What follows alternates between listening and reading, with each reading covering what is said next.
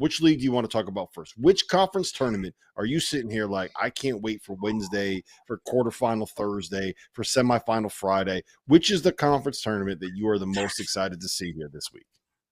Easily SEC. I mean, you got some potential, Sweet 16 matchups in day one. And I'm exaggerating a little bit, but Vanderbilt, Texas, Mississippi State, LSU, Georgia, Oklahoma is going to be a barn burner.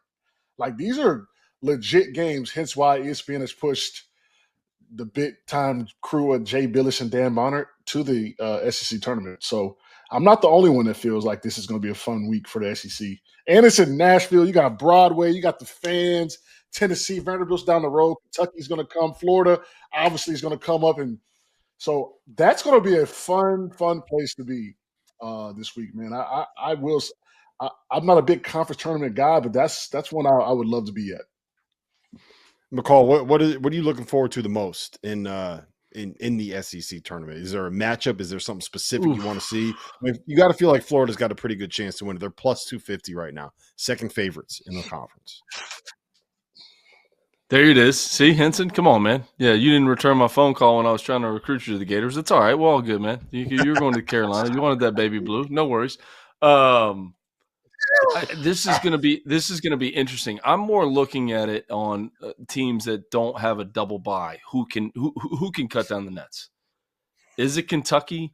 Can Missouri kind of right the ship here, even though it hasn't been going well? Georgia was dead in the water a couple weeks ago. Dead in the water. When you look at their SEC wins to start February off, I think there are only 2 wins in the league where South Carolina and LSU are at the bottom of the standings, and Mike White has completely flipped this thing and got his team to the NCAA tournament. What is Texas going to do? Texas is on the outside looking in. What is Rodney Terry and his squad going to do? There's a lot of different storylines outside of the 4 teams that have gotten the double byes. Right? Auburn's getting a 1 seed. Regardless of what happens in this SEC tournament, Auburn's getting a 1 seed. And probably Florida is too. And then does Alabama get a 1 seed? Does Tennessee? There's just so many different storylines. I'm looking at the teams that don't have that double bye. A Kentucky, a Missouri, a Georgia who's surging right now.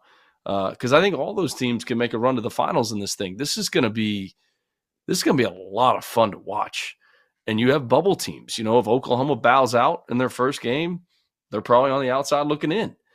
Texas needs to win, 2 or 3 games to get themselves in. So in terms of just, the drama, I'm with Henson. This is the best. This is the best one because there's a number of different things we can talk about. I got a hot take for you guys on this. I think Kentucky's got a real chance to make a run here. Okay. And my take is because we know how good they are offensively. I don't think that's changed all season long. They are what they are. They run the stuff that Pope wants to run, and they find a way to be able to make it work, right? In the last month, since they got blitzed by Ole Miss on February 4th, they have been a top 20 team in defensive efficiency, according to Torvik. And that was the problem that they had at the start of the year. They couldn't guard. They couldn't get enough stops. And now they are getting stops. Now they are playing like a team that is a top 20 defense in America for the last month. Henson, can this continue? Is this, am I crazy? Am I just drinking the big blue Kool-Aid? Or can Kentucky actually have a shot here to be able to make a run? Yeah, Kentucky has one of the makings of teams like that are just high octane offense. Playing every day actually probably helps them, right? Because now the rhythm's going, they're feeling good, and they could fill it up. So I think that's why Kentucky could potentially run through that tournament, because if they get rolling in that gym the way they play offensively, it could be a long night for most teams because they're going to score. So I hope you're going to score with them and, let a couple shots not fall for you in Kentucky, because I hate that Kentucky's defense, kind of dictates their offense. I don't know. It's if they could just defend at a high level consistently, I think they would win a lot more games. But yeah, they're going to score. So if you can't score with them in this tournament setting, it's like an AAU tournament, man. You come in the gym early, you're a little tired, and Kentucky's going to start torching the nets. It could be a long week for some SEC teams. McCall? Yeah, don't count out Ole Miss either. Yeah. I mean, this is another team that we don't talk about enough. Texas A&M, that's another team we don't talk about enough. We spend so much time talking about Auburn, Florida, Alabama, Tennessee. There's just so many other good teams. I mean, to think that Auburn's going to cut the nets down here in the SEC tournament, we'll see what happens.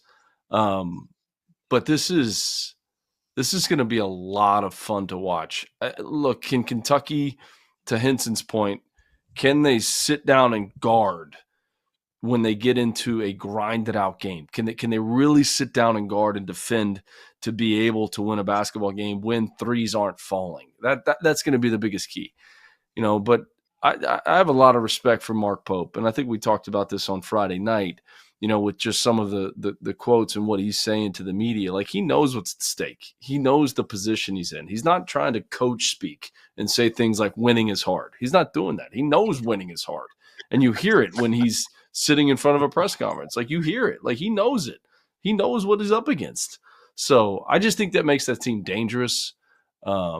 They have a culture and a chemistry about them. And if they're hot, they can beat anybody.